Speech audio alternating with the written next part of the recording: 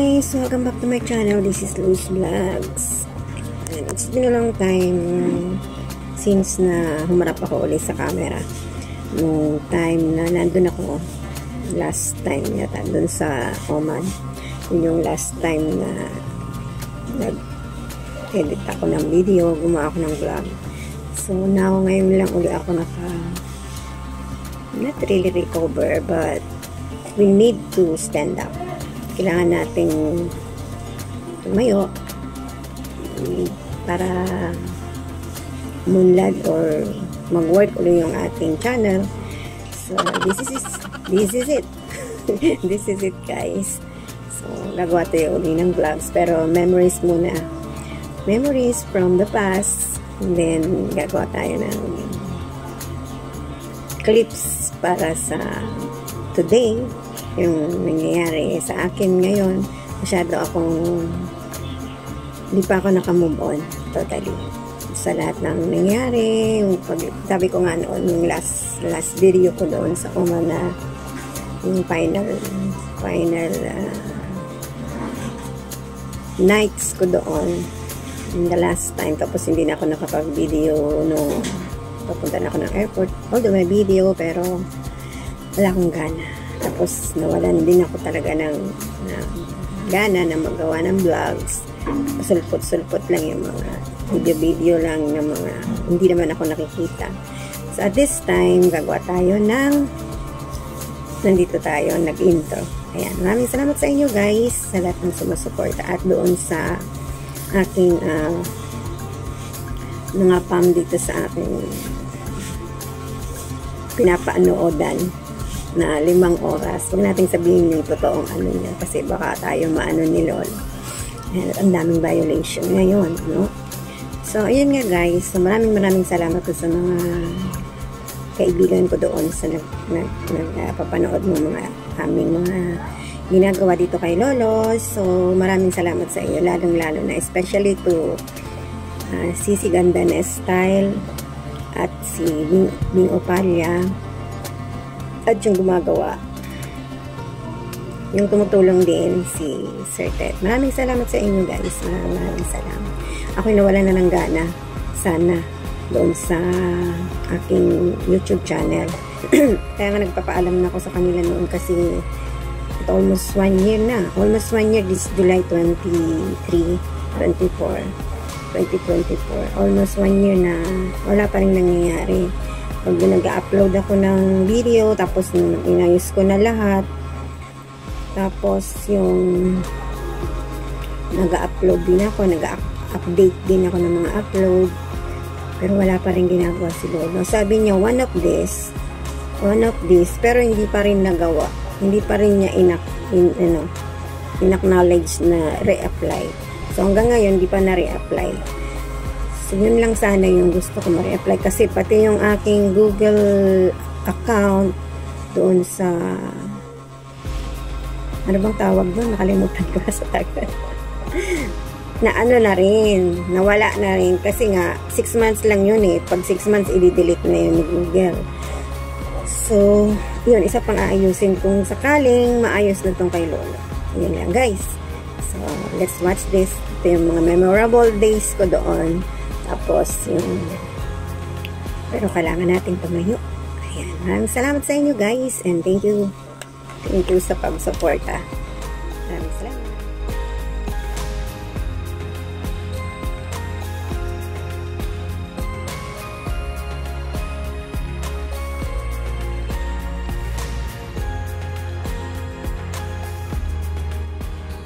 For today's video, mag-aaral tayo ng Bisaya. Kasi hindi naman ako marunong ng Bisaya.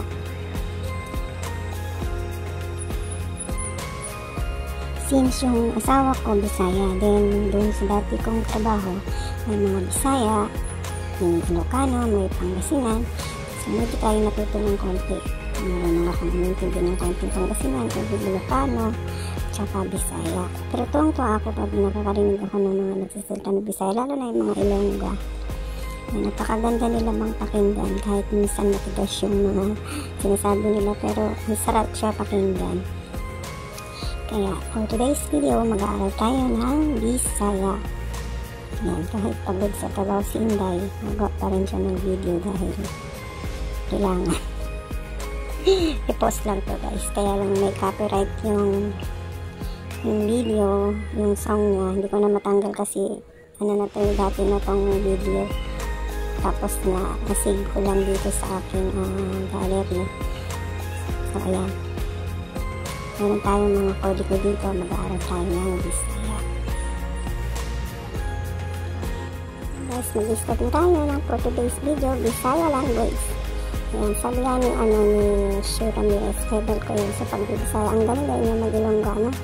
Ayan, basta Bisaya, guwapa. Basta Bisaya, isog. Sana magustuhan niyo itong gagawin natin for today's video. Maayong buntag sa inyo tanan diha. Yan. Correct me if I'm wrong. Karon adlawa ang akong video, ang akong buhaton karon ay ang pagsulti og Bisaya. Kasi ang akong mga ubang diri na amiga kay YT ay puro Bisaya. Binisaya silang lahat. Mao, ubanan na ako ninyo mga higala. Sundan na natin ni. Ayan, umpisa na natin to. Ayan guys, habang nagsasalita pa si Inday doon sa original.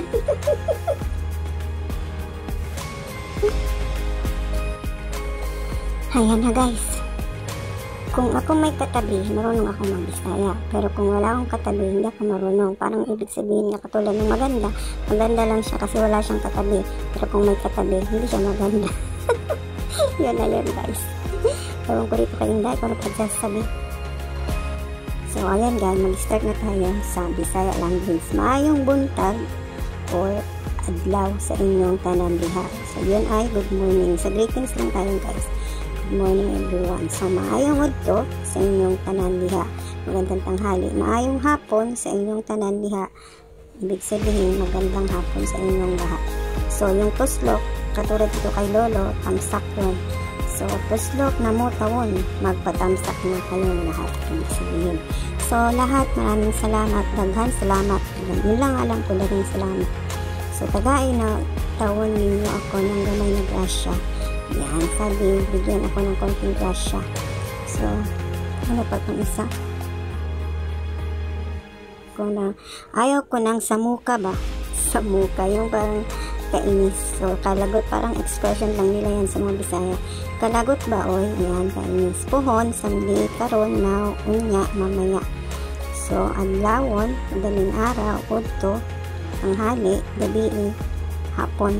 Ganun ba? So, correct me if I'm wrong mga guys. Sa mga Bisaya, dyan na magagaling. Yan.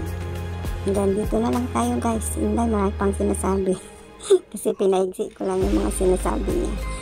Yan, sana gustuhan niyo itong repost na video.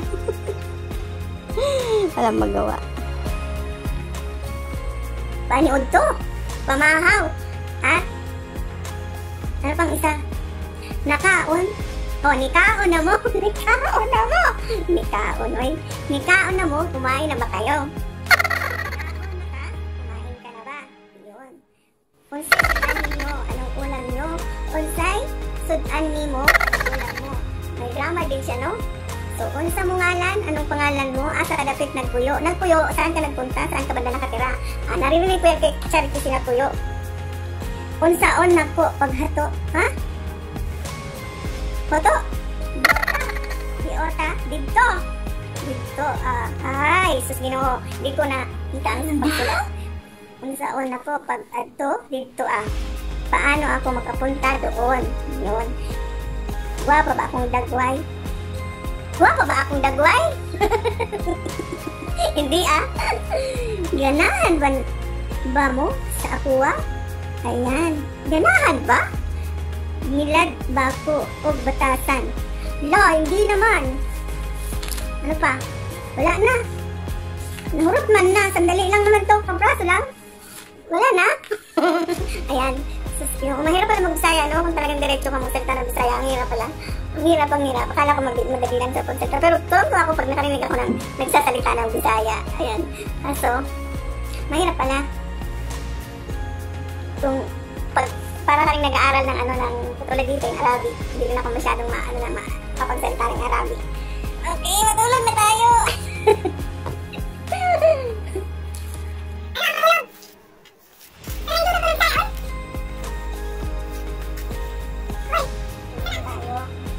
So, patayin na kasi. Hindi pa pala yung ilaw, no? Patayin ko na ang ilaw.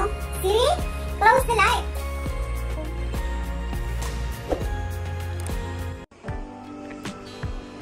Bye-bye! Happy trip! Love, love!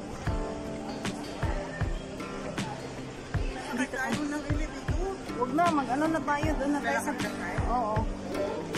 Exercise ba? Bye-bye!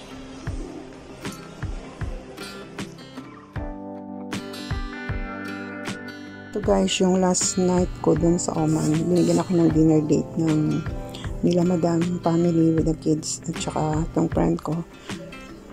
Katulong yan nung kapatid ni boss. At nandito si bossing maliit. Kasama rin namin. Kaya ang sabi naman nung kaibigan ko na maganda sana yung usapan ito kaso may sound dun sa Chili's. Kaya inano ko na lang sinara kasi baka makapiright tayo.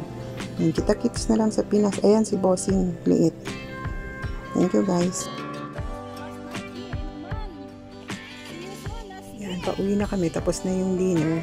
Naglulukuhan kami. Nandun na kami sa parking. Kasama ng driver. Maneho namin Bangladeshi. So, siyempre, last night ko na doon. Pinakuhanan niya sa akin yung Oman Avenue Mall. Yan, dyan ng likod niya, yung Lulu. So, dito naman sa pinuntahan namin is Grand Mall sa MGM. Muscat Grand Mall. Kaya, itong kaibigan ko ay nagluluko-luko. So, ayan. My last night sa Muscat, Oman.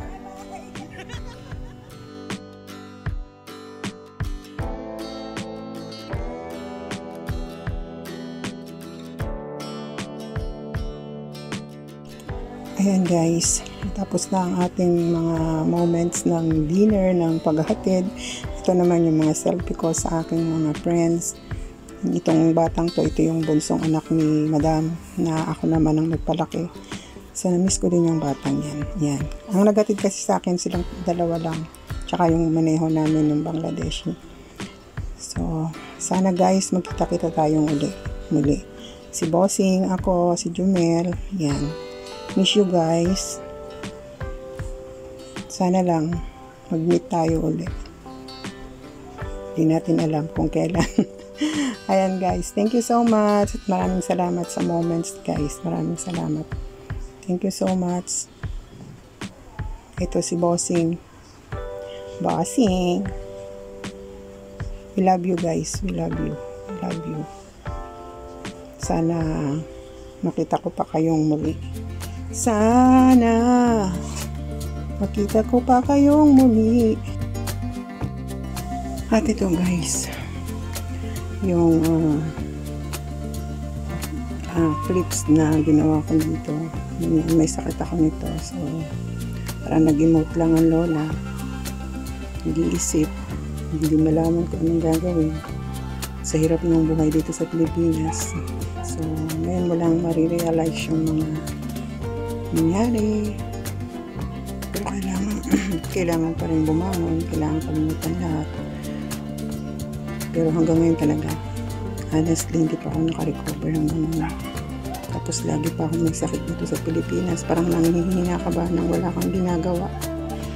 Sobrang masakit, mahirap, nakakaiyak. Kaya, guys, mahalin mo yung mga trabaho mo. Pero kailangan nyo talaga. Pagdating ng time na hindi ka na talaga nila kailangan at kailangan mo na rin magpahinga dahil na matanda ka na. So, dadating talaga yung time na uuwi tayo sa Pilipinas. Yan na guys. Yan na lang guys. So, at least nakagawa ko ng vlog ngayon. Tagpi-tagpi ko yung mga nirepost at saka yung mga picture, selfie, mga moment doon sa Muscat at ngayon. Nag-i-emote si ate. Pero napakahirap talaga guys. So, maraming salamat guys at sana panoorin nyo itong video na to at paki-subscribe sa aking channel at binubuhay ko uli yung aking channel. Thank you so much guys. Maraming salamat. Just keep on watching. Thank you so much. Luz Vlogs. Thank you. Hindi na marunong gumawa ng vlog. Sa tagal na 1 year nang wala. Ngayon pala, naalala ko na yung Google AdSense. Thank you so much guys. See you on my next vlog. Bye!